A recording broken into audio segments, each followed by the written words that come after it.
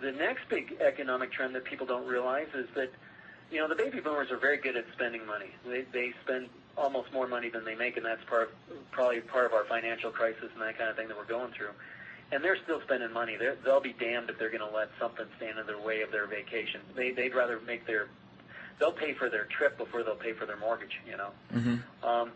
But the thing also that's happening that most people don't realize is right now, it's kind of a circle of life type thing. If you have kids and you watch The Lion King, you know what I'm talking about. But basically what's happening to the parents of the baby boomers. The parents of the baby boomers are the penny pincher generation because they did go through the Depression and they went through World War II and that kind of thing. Well, their parents saved everything that they had. And like the baby boomers, they still hit the housing market just right, where they made a ton of money off the housing market. They made a ton of money off the stock market. They all had good jobs and good pensions and everything.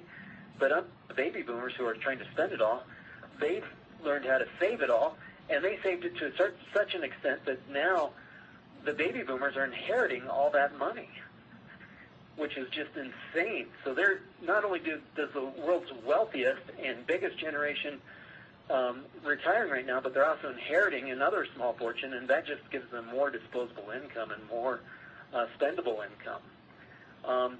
On top of that, we've seen the collapse of the travel agent business model. And the collapse of the travel agent business model, what that has done for us, now some people would say, well, I don't figure that out. Well, the reason why that's a good thing is because we aren't traditional travel agents, for one, and for two, there's fewer people to serve the needs of the people that are out there traveling. So it's just kind of built a higher demand for us that are still in business and still doing very, very well.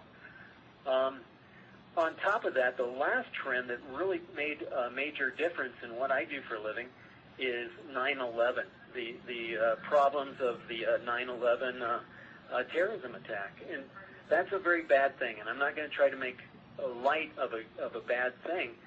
But what happened in the travel business, the results of that have been very beneficial to my business because people like to travel in groups now. They find security out there in groups. Mm. They want to make sure that they're not going to end up on the wrong side of the tracks if they go to someplace. They want to make sure that they're at a hotel that is a nice hotel. They want to make sure that the restaurants are good.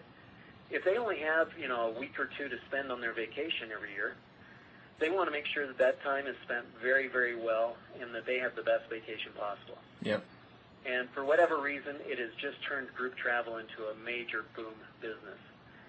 And with all those indicators lining up, this industry is just going to go through a major growth phase for the next 20 years.